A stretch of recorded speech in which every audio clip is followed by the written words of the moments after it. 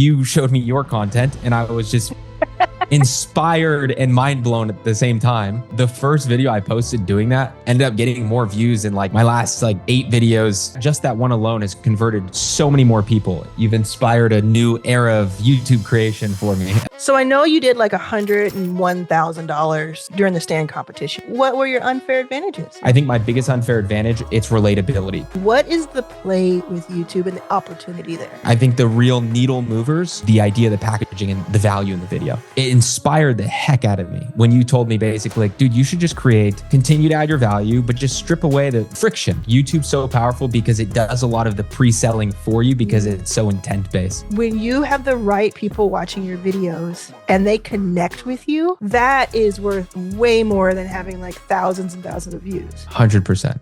Dylan, we met each other just a few days ago in New York with Gary Vee and the CEO of Stand Store. What is going on? Like, you are killing it. You seem to be super young, but super successful. Tell me your story. Sure. Yeah. It was great meeting you in person, by the way. You've inspired a new era of YouTube creation for me. I love it.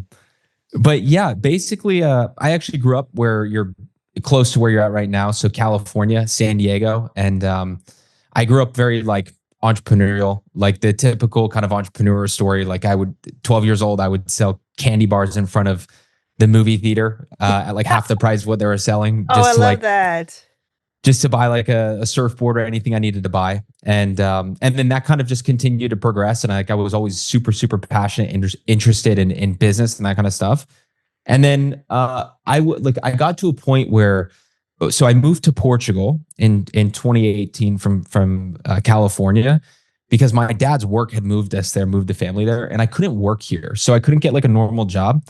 And I was trying to, that kind of like started the era of like online business for me, I guess. I got into that world. And long story short, I met my now wife. We had a kid. And I went through this phase for like a couple years where I just couldn't get anything to work for me. I remember I mentioned it in when I was at VaynerMedia with you. Like there was a point where I was literally so broke I couldn't even afford to buy my kid baby food. And yeah, I just felt like a loser and I couldn't figure out how to make anything work. And then essentially I got over that kind of mental hurdle, and then I jumped into the world of YouTube.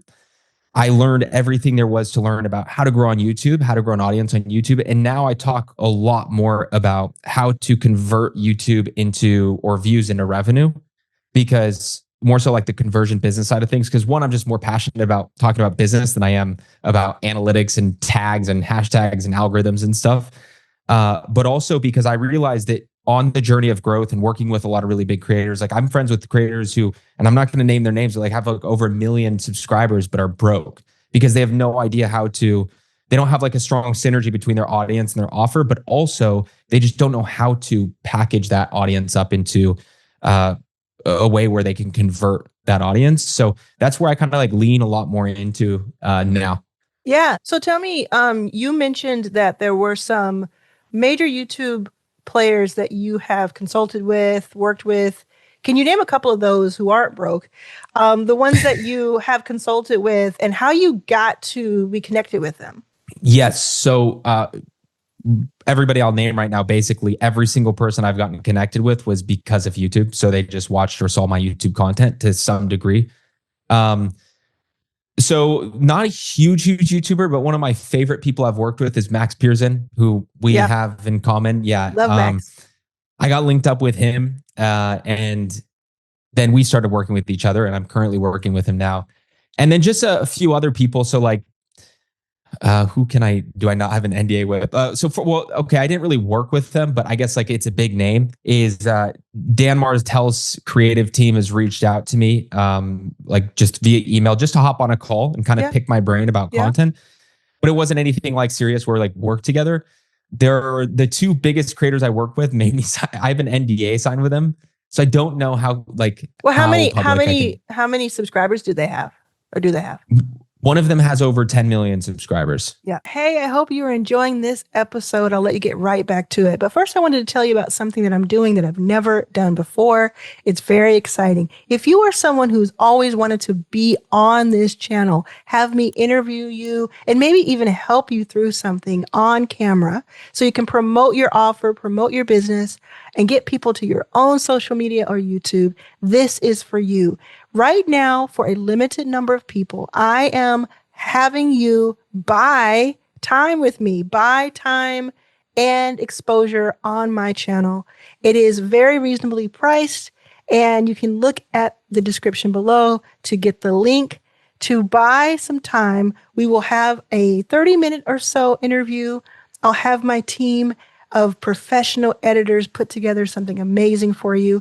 You get that file, so you can download that file and use it however you'd like. And then I will put it on my YouTube channel, 200,000 subscribers just for you. And you'll get that full day. Now, make sure you look at all the instructions inside of that link that is below. I can't wait to interview you.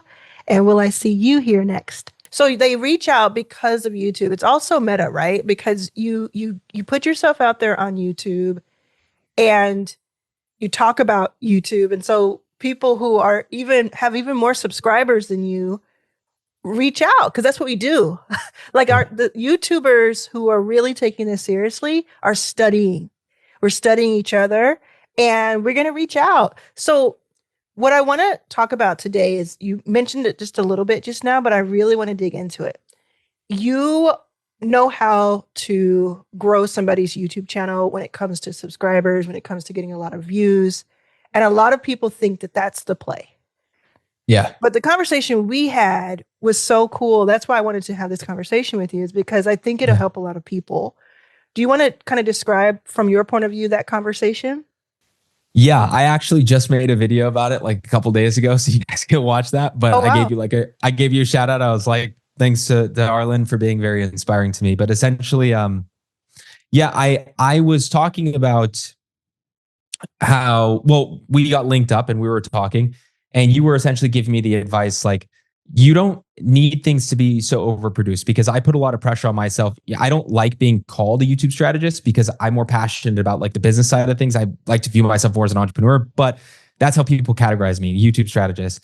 And because of that, I put a natural pressure on myself to like every video to be super high performing and all this stuff. And it's very easy to fall into that kind of black hole and get lost in that and not practice what I preach, which is like, don't focus on that stuff. Optimize it, sure. Don't focus on it, because what's important is conversions.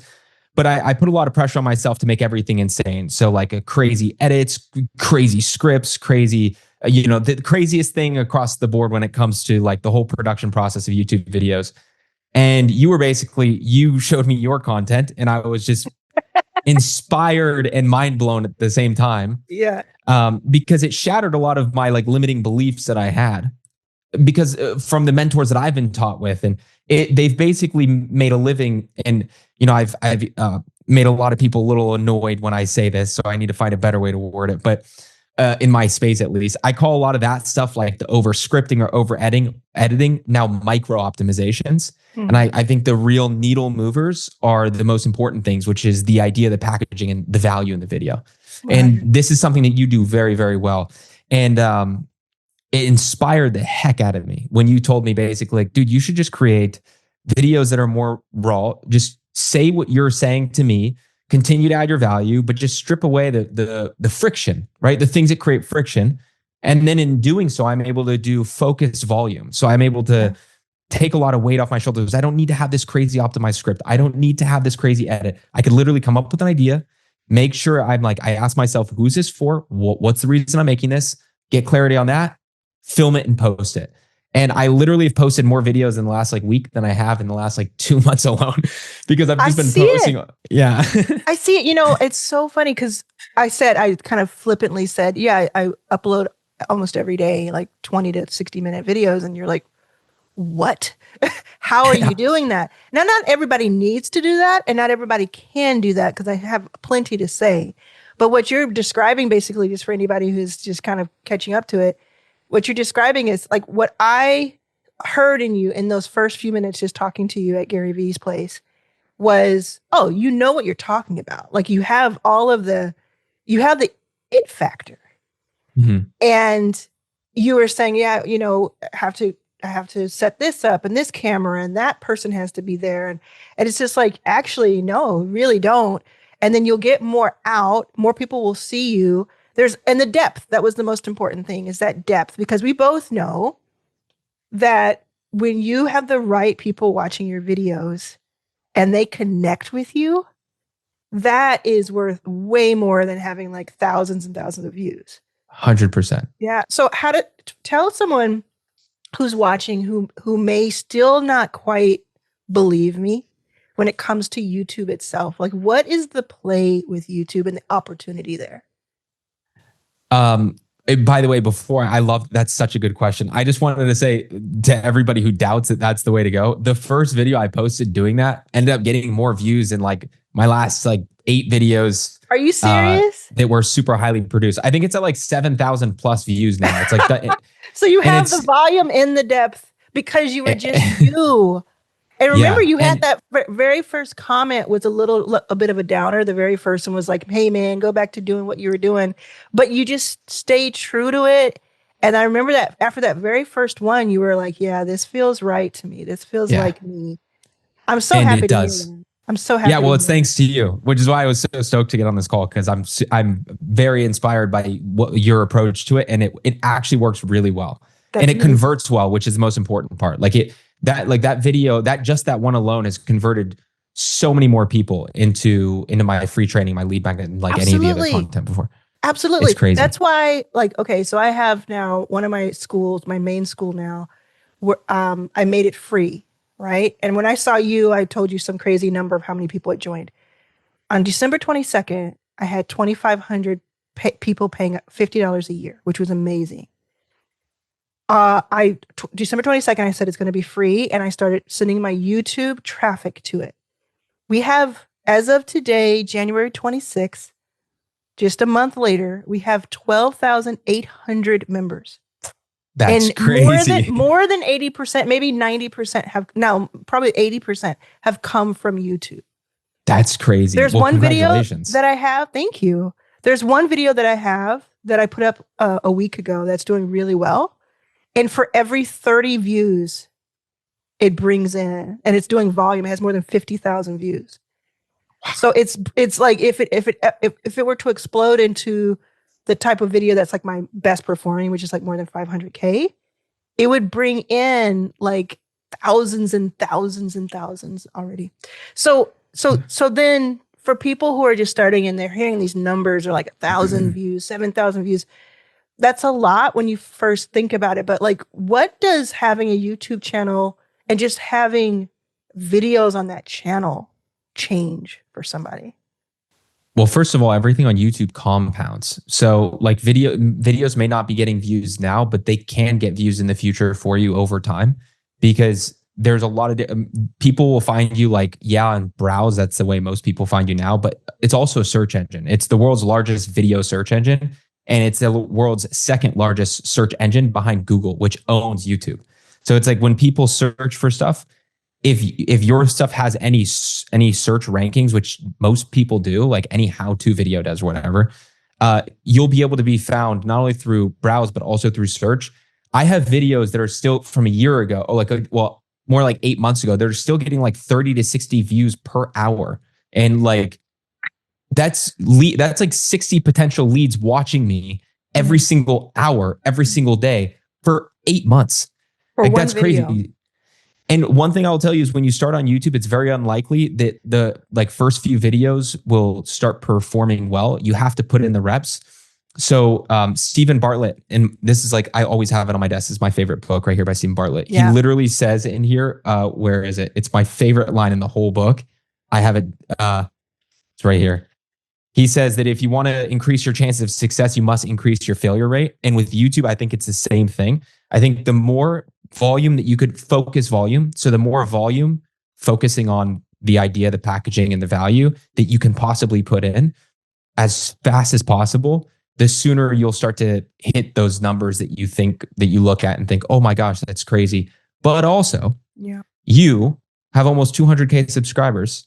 And even you sometimes get videos with 500 views. I sometimes have videos that hit 300, 500 views despite having almost 30K subs. What people need to understand is, like, yeah, it might not be converting the volume of people if we get 30,000 or 100,000 plus views on a video, but it still converts people. So the inputs are still worth the outputs. So 100%. even if you're not getting the views you want to get, you should still start on YouTube because it could genuinely change your life in terms of having this like marketing engine work for you. And I think the first thing to even backstep more is not viewing YouTube as a content platform, but as a traffic platform, because a business without traffic is just an idea. And I think that if you can understand that this is one of the best ways, at least in my opinion, and what's worked for me, one of the best ways to get traffic, you can crush it even with few views. Yeah. Like even if you get 10 views, like think about 10 people in a room. That's a lot. Like that's still intimidating, and potentially 10 buyers. Like, yeah, it's all percentages. I mean, and I have 3 or 4 different types of videos. So I know what type of video is going to get what type of views. Like aesthetically, I'm like, yeah, this is going to get 1.5K views in the first month. Like I know it. yeah. But it's also the video that has made someone who's been around for 3 months go ahead and convert to a $360 item. Like I just know those so well now. And views are really important on the videos that you want to take off, those broader videos that you want to bring in a ton. And we're always going to be looking at views. Like we can't help it, right? I know. But at the end of the day, I'd rather have more numbers in my bank account than on my YouTube, channel analytics. And this is the way to do it. And you said, in your opinion, it's in my opinion too. Like, I think YouTube is absolutely number one when it comes to bringing in traffic because it's such quality traffic. Exactly. They're getting to know hours and hours and hours of you rather than just, scrolling through. And it's intentional. When's the last time you went on Instagram and you're like, oh, I want to learn how to like use AI prompts? Yeah. You're like, no, I literally talked about that. I talked about that in the video I released today. I was like, YouTube's so powerful because it does a lot of the pre-selling for you because it's so intent based. So I love that you said that. Yeah. I mean, it doesn't hurt that it's owned by Google. So not only is it like search based and in a big way and like interest based, as we know, but it also the fact that they're just like bar none when it comes to the algorithm and finding the right viewer. Now, as I've mentioned before, they're not really going out to help you find the right viewer. They're trying to help the viewer find the right video. Yeah. And you can see that on your homepage. Yeah, it's true. I like that. Yeah. It's true. I like the way you worded that. And that's what they've said. They've said it in the past. If you watch these like little geeky videos of theirs, they're not super interested in how can I get your video in front of more people. They're interested in how can the viewer have the best experience on YouTube so that they stay as long as possible. 100%. And so it's more like when you think about, you just replace it. I'm not the first to say this, but when you think about the algorithm, just replace that word with the viewer. Yeah. It's just, that's who you're trying to win over. You're not trying to win over YouTube, but it doesn't hurt that Google and YouTube are bar none when it comes to that. Just like Facebook and Meta, there's nobody who can compete with them on advertising when it comes to like social. There's no one who can compete with YouTube's algorithm when it comes to taking your 20-minute video, transcribing it, getting it in front of like the right 100, like getting in front of 100 people it thinks will like it, taking that data and immediately saying, okay, these 64 liked it, so we're going to put it in front of more people like them. It's just insane. It's just insane. I couldn't agree more. It's important to remember, a lot of people forget this, that YouTube is a business with business goals. Their goals are to keep people on the platform for longer. Yeah. So I think a lot of people, they forget that and they think that they need to optimize for things that don't move the needle as much. Yeah. Let's talk quickly about Stan, because you said earlier that you could not, and I do remember this, you said you could not afford baby food for your newborn, basically, like a year ago? Or like a year and a half? About a year and a half ago. And what changed that, and what role did Stan Store play? Because we were both big fans of Stan. Yeah, I absolutely love Stan Store. Like I love Stan Store. I think it's a really cool platform. And it was really cool to be able to meet John Hu and speak with him and the team. Super cool experience. Yeah, so basically I started out first doing like your typical stuff when you start out with YouTube, like brand deals, realizing that that is basically just bring a freelancer for your own channel. But that got me the initial few bucks I needed to start to like be able to take a breath. And then I went into like agency services. So I started doing like YouTube growth for people in like a form of an agency. That sucks because I mean, anybody who's running an agency, that I like, it's for a certain type of person, and I'm not that type of person. And it was very just like it was tough. That was a grind. And then after that, I stumbled across Stan Store because of their email features. So I was looking for like a really simple email marketing tool. And then I came across Stan Store. I was like, oh, they got a mail feature. Like, let me sign up for it. I signed up for it, used it, fell in love with it. And then started using it for my free lead magnets, and then started using it for some products. And then the challenge with Gary Vee came up, and I was like, absolutely, let's sign up for this. Yeah. Signed up for it. And then that kicked me into like sixth gear. Like I don't remember the last time I was so motivated to achieve a goal or get something done, but I put my head down and just went all in on my unfair advantages. That was one of the things I looked at. I was like, what are my unfair advantages? Because a lot of the people competing in this, I see have like really big followings.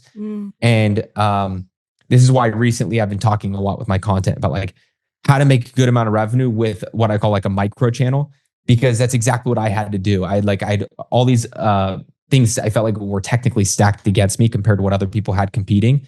And then I was like, what are my unfair advantages? Leaned into those, and then basically ended up winning. So alongside you as well, and 10 others, or I guess 8 others. What were your unfair advantages? Relatability.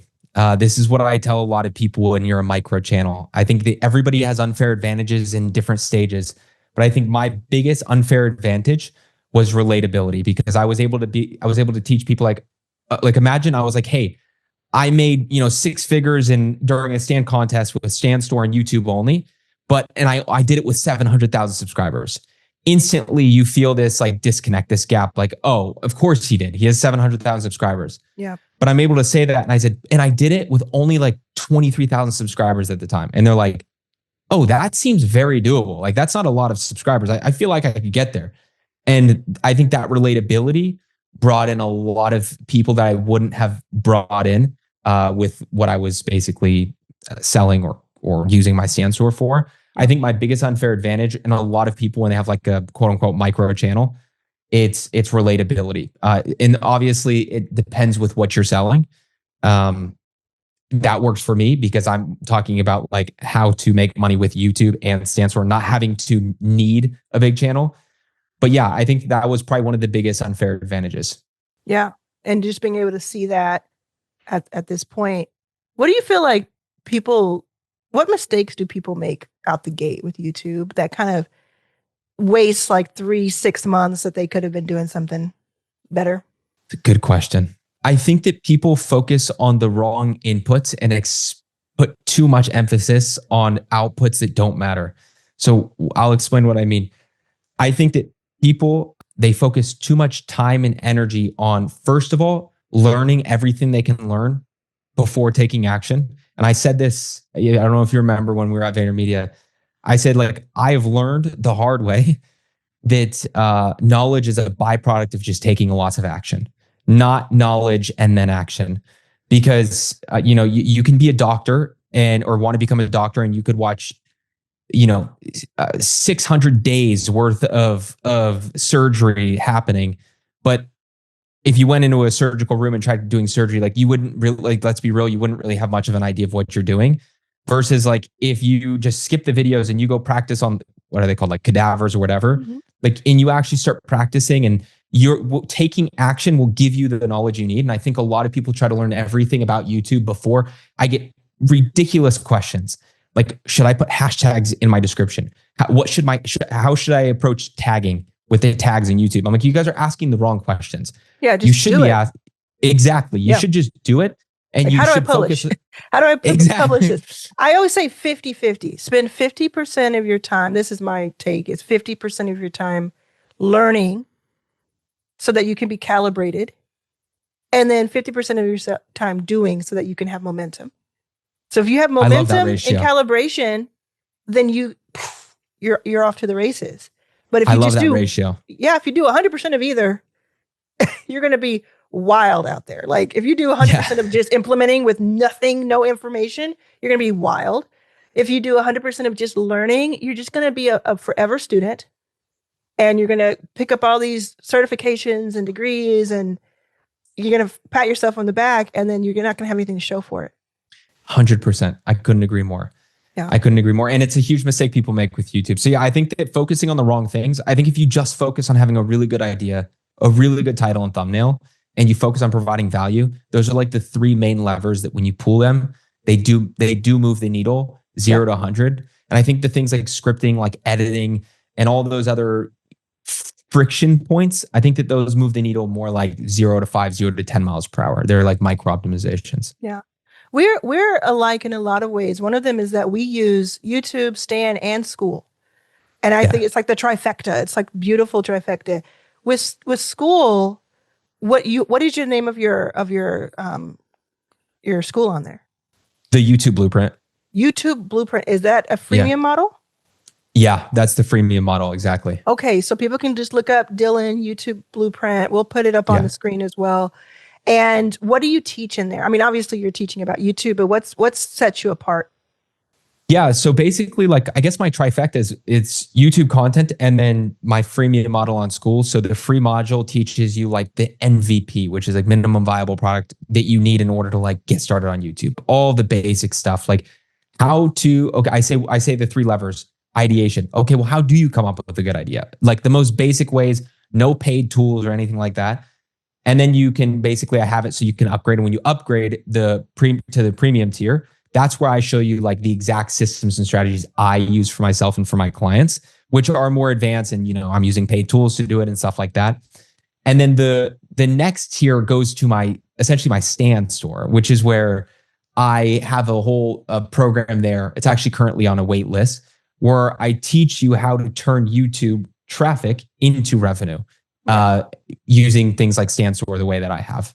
Yeah. So I know you did like $101,000 on this during the Stan competition, but these days, is your baby like living with this baby food? Like, is it like Louis Vuitton baby food? What I'm saying is basically like, how are things going now? And how does that feel to have like monthly recurring revenue from something that you've trained yourself to do? It feels really cool, but also it's really interesting. I don't know if you felt this. Just to answer your first question, yeah, he's eating well now, but I don't know if you felt this too, because I know you're doing over 6 figures as well, correct? Oh yeah, more than that even, yeah. When I hit that mark, I almost hit like this like business quarter life crisis where I was like, wait. What do I do now to sustain this and to continue to scale from here? Because this was like some number that I never thought I would even reach to. And it was because of the Gary Vee competition that I even got to that. Mm-hmm. And then that opened up a whole new door of problems. Like, it was really weird. I went through this like weird mental kind of like week where I was just trying to figure out, okay, almost not like panicking, but like, really brainstorming like, okay, if I do this exact same thing, it's not sustainable to do what I did for that challenge every single month. It's like being in the Olympics every year or something. Like you can't. Exactly. I was like, I made that amount because of the intense effort I put in, but I can't put that effort in every month. Like I'll burn out. Yeah. Like I'm already feel like I'm almost burnt out. And it was this really weird thing that like that unlocked for me. And I feel like I've got a good kind of trifecta in place now, but yeah, it was right after I hit that. It was amazing. And then I instantly was like, what now? And I kind of figured out what now. But yeah, I don't know if that happened to you as well when you hit that number for the first time. No, it's quite the opposite. No, I didn't have that moment because I just have a different experience than you do. You know, like Yeah. I was homeless for a very long time, and Right. then I kind of made my way. But I have a question for you. Do you want me to give you my advice? I would love it. Yes, Okay. please. There's probably a number that you know that's somewhere between 20 and 30,000 a month. That would be like living, like, are you still in Portugal? Oh yeah. Yeah. So you would just be like living like a king, basically, Oh from yeah. 20 to 30K a month. And it's like, I know that, especially like where you sit or you're watching the Hormozis of the world, the Garys of the world, and you're like, I'm supposed to do 6 figures a month at least. I think personally, and you can take this or leave it. I think if you find that number between 20 and 30, that's my guess for you. That's like not only doing okay, but like really you're able to Yeah. travel, you're able to do cool stuff.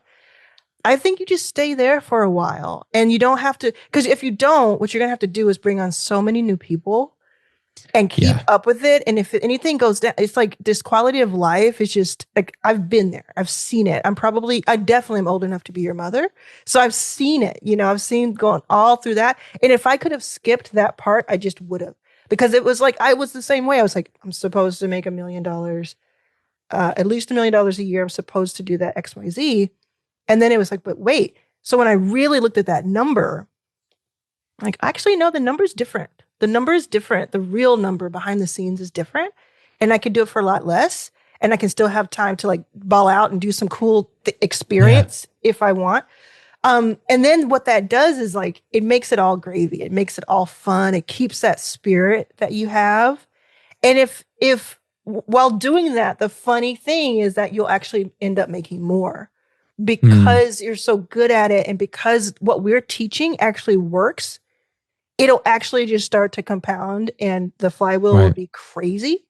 But if you just say, like, look, 2026, if I can do 20,000 a month, that's gravy. Like, that's cool. I don't have to do $50,000 a month. You know, it could even be less than that. You know the number. That's where that's how I would approach it. And I would make it like, if like, I only want to do things that are like good for my spirit, fun, impactful. Hey, I hope you're enjoying this episode. I'll let you get right back to it. But first, I wanted to tell you about something that I'm doing that I've never done before. It's very exciting. If you are someone who's always wanted to be on this channel, have me interview you, and maybe even help you through something on camera so you can promote your offer, promote your business, and get people to your own social media or YouTube, this is for you. Right now, for a limited number of people, I am having you buy time with me, buy time and exposure on my channel. It is very reasonably priced, and you can look at the description below to get the link to buy some time. We will have a 30-minute or so interview. I'll have my team of professional editors put together something amazing for you. You get that file, so you can download that file and use it however you'd like. And then I will put it on my YouTube channel, 200,000 subscribers just for you. And you'll get that full day. Now, make sure you look at all the instructions inside of that link that is below. I can't wait to interview you. And will I see you here next? I like that a lot. And, you know, I've actually pivoted my channel since talking with you as well a little bit, because I was always so focused on just YouTube growth. But at the end of the day, that's not like what I genuinely care about.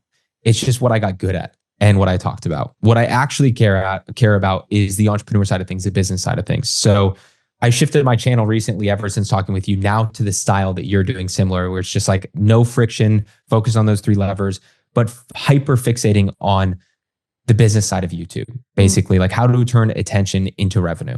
And I have been so excited every day when creating content. However, when doing this pivot, I know that there will probably be a dip in income because it's going to be cannibalizing parts of my audience while bringing in the right kind of audience that I want to build into.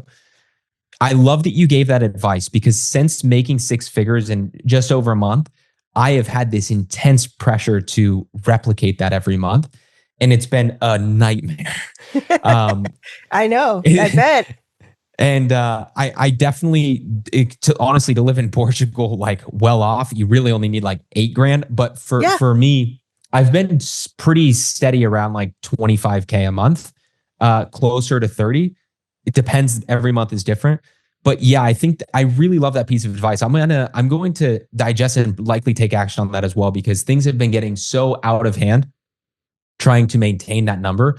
I think it's really, really good advice for me to almost simplify and go just all in with focus consistency on the new direction and focusing less on like revenue and these revenue metrics that are just metrics just to be metrics, honestly. Honestly, they are. And what's going to happen too is like after a few months, like you say, it's going to stabilize and it's just going to go up. It'll be hockey stick because of all of this foundation. And what's going to be interesting is there's going to be a time for you. It's going to come in waves. I'm just telling you your future, okay? Sometime this year, there's going to be something. It may be a competition, but it may not. It's just going to be something where you're like, I'm a Ferrari and I like to be on the open road. And you're just going to, just for fun in July, going to try to hit 100K month just for fun. But the way that happens is like this whole time you're like, I was at 15 and I was fine, you know? And it's just like a challenge for you. It's a thrill for you instead of being like status quo. Because let me tell you something. I play with these people who I respect them a great deal. We're very friendly, but they get to like, they get to like 5-10 million a year.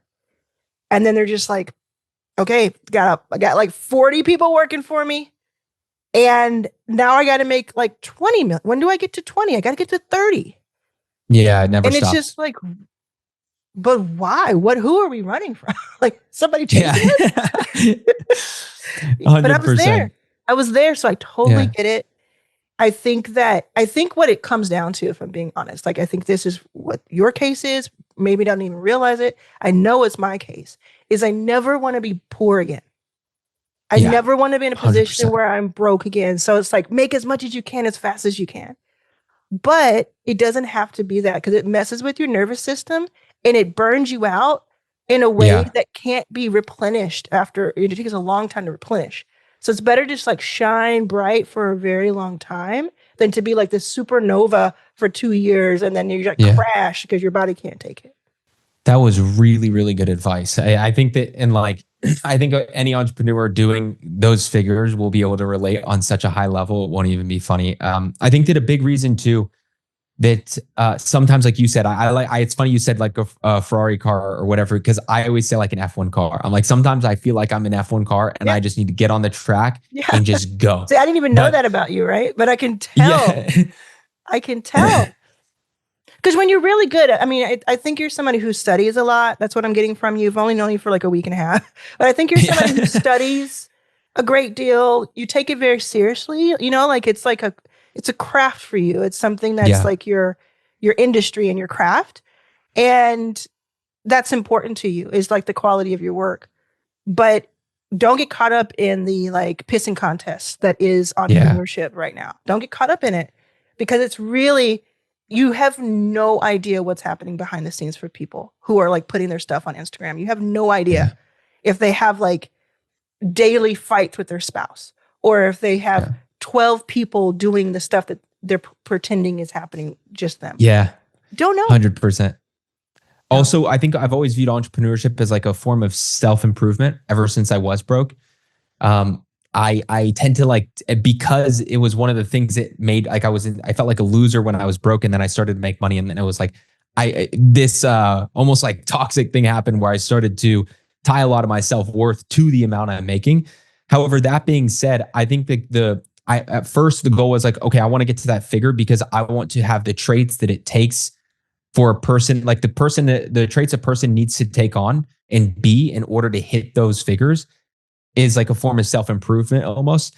And then I got to it and I realized like it's very similar to like even lower figures. I could still have that same self-improvement kind of input, if you will, without having to have like a pissing contest, which is what I love that you just said, because sometimes it feels exactly like that. Yeah. It's okay. Like just every once in a while, check yourself. Cause it's like, we're all human. And everything I'm telling you, the reason I'm able to tell you with such clarity is because I've been through it and I've actually made the mistakes. So it's not like I was like, oh, I know how to do this, navigate this. It's like, oh no, I actually got burned. multiple times. So I'm telling you, that's where the fire is, you know? So, but you get to have such a higher quality of life when you are more in control of it. That's just the bottom line. So it's like, oh no, and I mean, even Jordan Welsh, she just put up a video where he has this $1 million, like literally $1 million for what is it, Lamborghini in his garage. And he's like, I probably shouldn't have bought this. You know, he's like, I can afford it. Thankfully, it didn't break me, but he realized after he got it that he only got it because other people had something and he wanted to just kind of show off. Yeah. And it's just like, you know, that video itself is going to make him a bunch of money, which is awesome. Right. But it's still true. It's still like when you get to certain points and you make it up the mountain, you're like, oh, this is all there is. Oh, okay. So I should have had more fun walking up the mountain. 100%. I should have, you know, like I should have picked that flower. I should have looked around at the view, because this is really all there is. It's just a parking lot up here of like empty dreams and hopes. You know, it's like a lot of money, but it's like, well, who cares? There's some lessons, and I've learned there's some lessons in life that people can only understand if they experience it. And I feel like that's unfortunately one of them. I've tried telling people that before, and they're like, yeah, whatever. So coming from a guy who's been there in those figures. Yeah. And it's like, all right, one day when you guys get to those figures, if you're saying like, yeah, whatever, you will get there and you'll see, oh man, like I really should have enjoyed it more. That's one of my main focuses this year. Actually, it's less on the revenue and more so on just enjoying what I'm building. Enjoying on like the people I'm helping, and also just like focusing on other things not related to business, like my getting back in really good shape again and focusing on my health, like family and stuff. Mm-hmm. I think it's important to have that balance, but I also think it's important to have those seasons where you're just that like open road F1 car. But I think everything you gave right now was really, really banger advice, and I'm definitely going to take that to heart. So I appreciate that. Let's just wrap things up by talking about a couple of like current events, like current things that you're looking at, maybe that you're seeing. Is it a platform? Is it a certain way that people are using YouTube? What is something that has been working for your clients? Or maybe that you've even noticed about one or two of them that you're like, wow, that's interesting, that's probably going to be the rest of 2026. Yeah, that's a great question. So, I mean, there's a lot of like we could get like really nitty and gritty into like the algorithm and stuff. Like, I know, you know, views have been down across the board in all niches since really the end of 2025 and now into 2026. And little things like, I'll get into the more bird's eye, more important things, but like the little things, first of all, try to go in on shorts more this year, because YouTube, they're taking away less space for long form on the homepage, which is really confusing because they came out with an article saying they're focusing on trying to be number one on TV. And now they're showing more bias towards shorts. So I have no idea what they're doing. They're just doing both really well, apparently. And if you go to the YouTube homepage, you'll see like now there's like shorts and then long form and then shorts and then shorts and then long form. There's just more shorts. So if you guys want to try to bring in, it probably not the like best approach for longevity, but at least a way to get some volume in quickly. Try to maybe double down on some shorts, hire an editor if you don't have time to do it or something like that. I have a program that lets you do shorts for a flat rate. I'll put the link in the description below. I know I cut you off, but I just want to say one quick thing. I used to be against shorts, and now I think things change. You know, I always say, hey, if the data changes, I'll change with it. It's now is the time, like at least at the time, January 2026, this is the time to use shorts. And what's cool about shorts is that you don't make it your full meal. Like it is an appetizer, but it's like a gateway drug into like long form. Because it just helps you get used to being on camera and knowing what to, get that hook and all those things. And it's like, it's such an easier task than saying, okay, what I'm going to talk about for 20 minutes. You nailed it. You absolutely nailed it. And it's funny you say that, because even as like people call me a strategist, I also do not like shorts at all. I've always disliked them. But right now, YouTube is very much showing bias towards it. And also YouTube has a recency bias. So I hear a lot of people always tell me like, hey, should I go back and change my thumbnails and stuff? While there is, some world in which that could help, right now, YouTube's focus on more recent content. They have a recency bias, and it shows this basically in the data if you look at it. Yeah. So all of that energy and time that and effort you'd put into kind of trying to revive an old video, stop being lazy and just make new content instead. Put that time, energy, and effort into new content. It's growing on me too. I'm having fun with it. You know what I did and this may help somebody, in order to make it fun for me, because I didn't want to just post anything for the sake of it, is I started a new series called Was It Worth It? And Ooh. I go into places where I spend money or I'm showing something and I'm going to be there anyway. And so I don't need to have like anybody there. I can just take a little video of it, vertical. And I know that I'm going to be able to like, go in a CapCut or even have one of my editors take a look at it because we have that service now. Mm-hmm. And it's just so much fun. So I'm only posting that and I'm doing my Opus clips where it's like, okay, this is the main video. I get the Opus clips, I take it in, I drop it in, and I just point people back to that main video. So I think giving it purpose also helps instead of it just being, oh, I'm supposed to do this, I'll do it.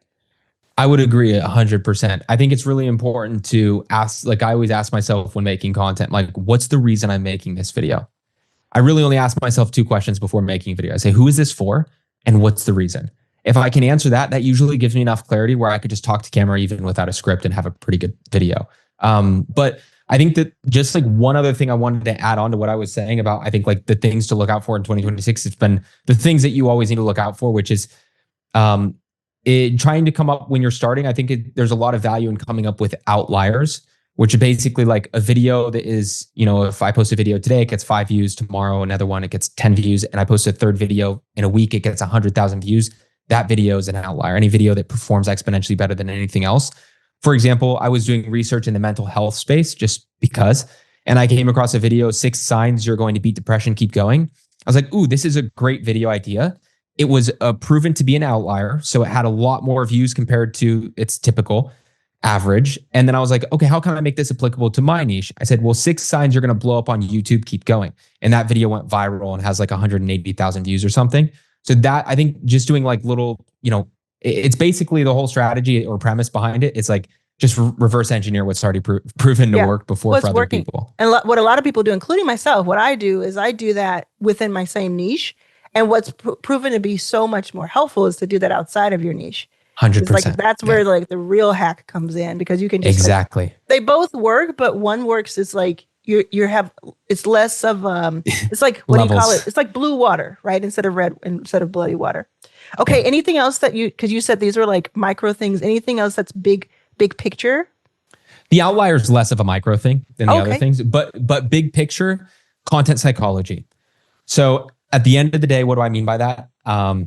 It's essentially like the whole thesis or like premise of it is you make content, you know who you're targeting with your content, and you fundamentally make content that hits on their pain points, that hits on their deep desires, that evokes curiosities that they have, fears that they have, like FOMO, fear of missing out.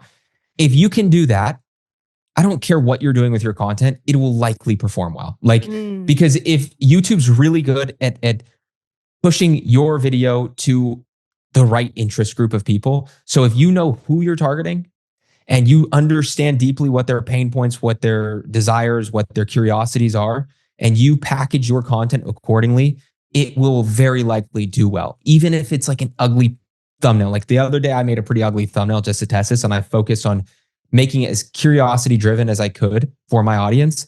And it has like a 6% click-through rate, which is really high for a click-through rate. So it's like, the proof is in the pudding. It does really well when you focus on that. So I always focus on like content psychology as my North Star. It's like, and I always ask myself, okay, is this video, does it evoke any of those psychological or like emotional triggers in my packaging, ideation, or video itself? If so, great. Let's move forward with it. Yeah. Amazing. Anything else that I didn't ask you that you are, well versed in that you wanted to make sure that people understood? I think we covered everything. One thing I love to talk about is failure and how to fail properly, because I was the master at failing. Yeah. I have a sign behind me. It's like, don't call me lucky. I've failed more times than you've tried, because I've tried so many business, from window washing, pressure cleaning, to different online businesses as well. And, I've failed a lot. One thing that I read that Stephen Bartlett quote earlier about failing. The thing is, the concept of failing forward, or basically compounding failures to success or whatever your desired goal is. The key in that is you can't just fail, because I just failed for a long time and it did nothing. It just made me feel worse about myself. The way that you make failures wins or learnings is by analyzing your failures. So it's the same thing with YouTube videos. If you have an underperforming video, oftentimes I'll learn a lot more from that than I will a high performing, because I could see where I lacked the most. Was it my thumbnail that was off? Was it, YouTube just not pushing it, so my ideas sucked? Was it the average view duration, so I was just boring? I could see those failures, and when I analyze it, I can be like, okay, I need to change that. I need to make X, Y, and Z better. And it's the same thing with just business and life. I've learned across the board. It's like failure sucks and it does nothing for you unless you stop to reflect on the failure. And I think that was just one thing that I wanted to say. I didn't want to forget before we left, because I talked about failure earlier and I didn't really close that loop. Yeah. Well, very wise, beyond your years. And I will say this, I feel like I'm pretty good at this. I mentioned when we were with Gary that he's amazing of finding this early talent, but that's kind of what I'm known for too, is finding like early potential. And I will say that I think that I think that within 2 or 3 years, you're going to be like a household name when it comes to the industry. I think that you have a lot of things going for you. One of them that I just realized during this conversation is you do something you probably don't even realize you're doing, but you can tell me if I'm wrong about that, is that you advocate for the viewer and that you explain what certain jargon means, even if it's widely known. And I try to do that all the time, but it is when you can do it so clearly and like consistently like that, you're really bringing people in, and they're really like, they're looking to you as a leader. And so that's really, I don't even know if you do that on purpose or if you just like have a teacher mentality, but that's stick to that. Keep doing that. It's something I had to develop, actually. And honestly, that means a lot. I really, really, I'm extremely flattered. That's the best compliment I could have received, especially from you. I'm very inspired by you at the moment. So thank you very much. That means a lot. You're very welcome. Well, thank you, Dylan. We'll see you on school. We'll see you in your stand store. And of course, we'll see you on YouTube. Awesome. Thank you so much.